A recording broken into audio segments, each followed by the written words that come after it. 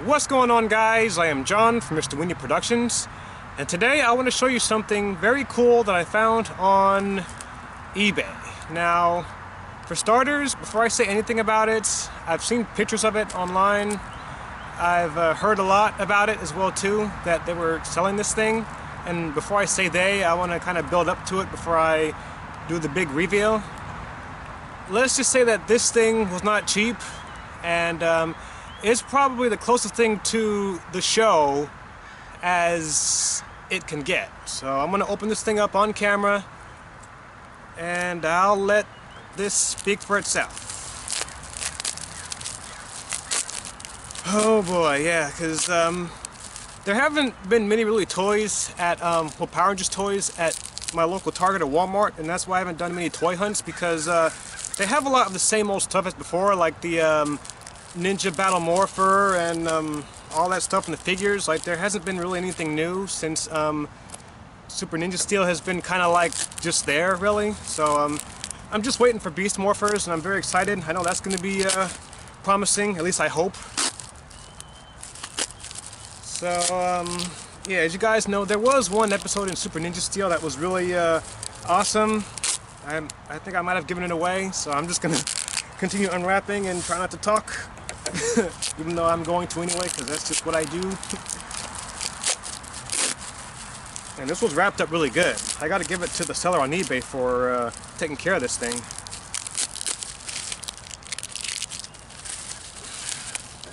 Almost there.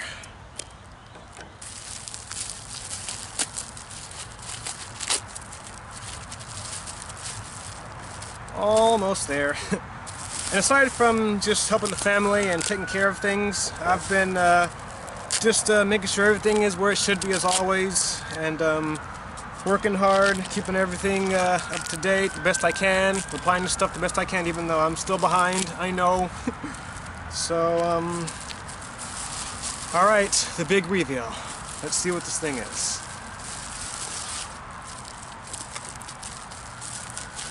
Oh, more tape, more bubble wrap, sweet.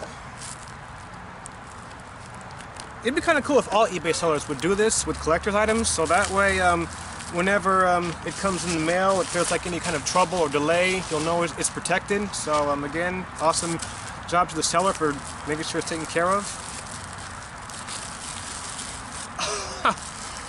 Whoa! How do I say it, guys? How do I say it?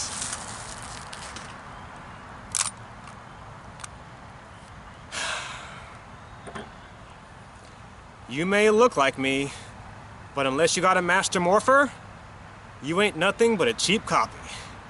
This copy is gonna kick your butt. So, yep, my friends, the Master Morpher Legacy from Power Rangers Super Ninja Steel. And before you say it, this was not exactly released by Bandai America. This was custom made by a seller named Top Gun 89 something. I'll have it in the description so you guys can see the original link. But this is a guy who makes custom props from Power Rangers, and from what he told me, he said that if this one sold well, that he would consider making more with his friend. And man, that is beautiful. I mean, the whole thing about like the paint job, the black tape, as well as here too. I mean, look at that. And the gold, I mean, in comparison with the Morpher, yeah, I brought the Legacy Morpher too, so you guys can see it for comparison. This one has some weight to it, even more so than this one does, and I think that's because with the custom plates they put on this one right here, it's, well, I don't know, you guys can see it for yourself. Do they look similar to you? Just like more of a gold-ish kind of color, and it's cool how on the back it's silver. So that's kind of cool too in comparison with, I think this is also the same as the White Rangers Legacy Movie Morpher as well too. And here it is again in comparison with the Legacy Diecast Morpher. So yeah, overall, a very amazing job by the seller.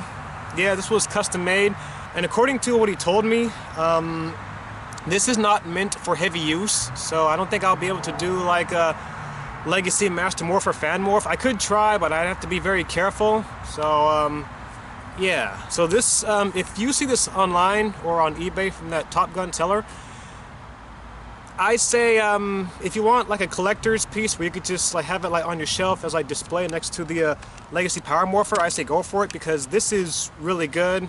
And wow. And the inside too, that is nice. And of course, it does light up as well too. It's kind of like sunset here, so you might be able to see the red lights. Like kind of. But yeah, even though I can't really see them as well, oh, I do kind of. Just like you have to look very, very closely. But yeah, aside from that, very awesome display piece. And tell me, does this not look awesome? Like almost like in the show, Dimensions in Danger. And again, the whole thing about how Tommy was got like too much screen time, because I know people are saying, oh, Tommy was too much focused on him. In my opinion, you know, the whole thing about that and the way how Super Ninja Steel has been done, I think having a lot of Tommy really added to the episode, because in a way, even though it was meant to be an anniversary special, it did also feel very much like a Tommy tribute episode, because having him and with his powers, and also about that too, the whole thing about him not showing his turbo red power, I'm going to give my own opinion about that so you guys can know what I think. When Tommy became the Green Ranger, he was just coming out on the scene as Power Rangers, well, in Mighty Morphin Power Rangers, and he was larger than life. He was a very special character. And when he became the White Ranger, people thought, like myself, maybe he would leave the show because Tommy lost his powers as the Green Ranger, and then White Ranger, Tommy, he's back and ready to go. So it also felt special.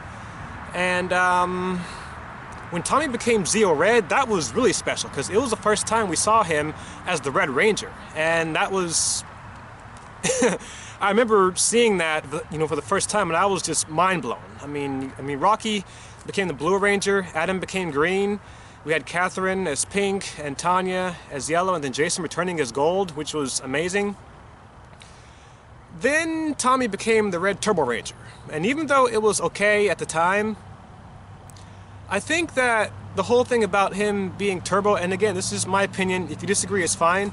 I think Tommy as Red Turbo was kind of forgettable, honestly, because again, Tommy as Green, White, and Red Zeo felt special, but him as Turbo Red kind of felt like he was just another Red Ranger, and when they did the whole power transfer, passing of the torch episode, that felt special, being how we got the new cast of TJ, Cassie, and the rest of the new characters that also were in space. So I think that, at least to the way I see it, and maybe to other fans as well too, I think that Tommy, Jason David Frank, maybe favors his Mighty Morphin Green, White, Zeo Red, and Dino Thunder Black powers more, since those are the most popular Ranger forms he had. Because Turbo Red, he gave it to TJ. And even though Catherine came back as Turbo Pink, which they didn't explain for some reason, because again, Super Ninja Steel, hashtag Neil Saban PR Logic, hashtag be cheap, I'm just kidding. But yeah, the whole thing about doing that, I guess that was just, you know, a way of just maybe saving time and just having so many powers at once, because I saw the extended fight with Tommy using his Dino Thunder power-up Black Ranger morph. Oh, I gotta be careful, because these are custom plates, so again, it's not meant for heavy use. So him, you know, Tommy Oliver, Jason David Frank, you know, returning and fighting his robot Tommy form, and then overcoming it, and then having his Master Morpher, which I would love to find out more about this as well too. I mean, it looks great, it's amazing, but what I think they may do is that they might have backstory about this in the comic, because I do know they're going to have a Soul of the Dragon comic in the future. I'm not sure if it's been released yet, but maybe they'll have more about that in the future. But yeah, it's just the whole thing about Tommy with the Master Morpher and him being the main focus in Super Ninja Steel, and Antonio Samurai Gold saying, "Hey Tommy, thanks for saving us," even though you had Wesley and Gemma and Coda standing right there with the other Rangers. Yeah, I know. And then you had Tommy and his Falcon Zord. Light 'em up, Rangers. I've got a present for Draven. It was like, yeah, Tommy, we'll provide the distraction. You finish him.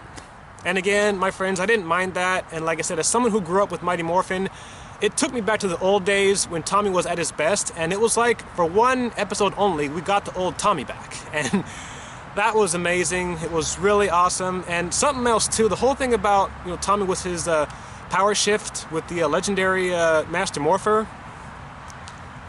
I guess you could say technically now Tommy is, in canon, the strongest Ranger. Because if Tommy as Mighty Morphin Green can defeat an evil version of his Dino Thunder Black Ranger self, that means he could defeat pretty much almost any Ranger. Well, maybe, I don't know. You guys can debate me on that, you can let me know, but yeah, this is without a doubt probably the most overpowered Morpher next to the legendary Morpher from Super Mega Force. So again, amazing prop cosplay. In case you want to find it on eBay, you can check it out, see what you think, maybe give it a look, and all that good stuff. And my overall rating for it, I give this a 10.